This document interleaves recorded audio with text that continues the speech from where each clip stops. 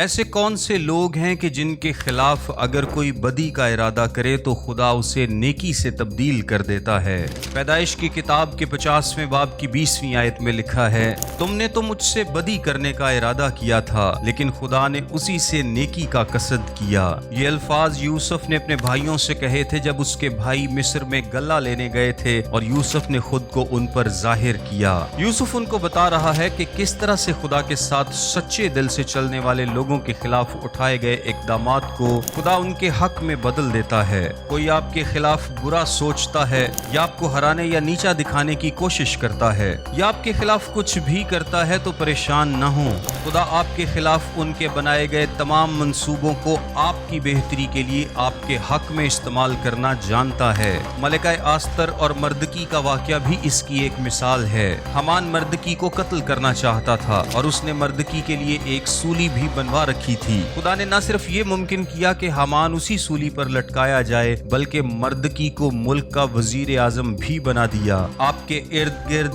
آپ کے آفس میں، آپ کی جاب پلیس پر، آپ کے کاروبار کی جگہ پر، آپ کے محلے میں یا کہیں بھی اگر آپ کے خلاف کوئی سازش کر رہا ہے یا وہ آپ کو نیچا دکھانا چاہتا ہے، پریشان کرنا چاہتا ہے تو میرے پاس آپ کے لیے ایک خوشخبری ہے۔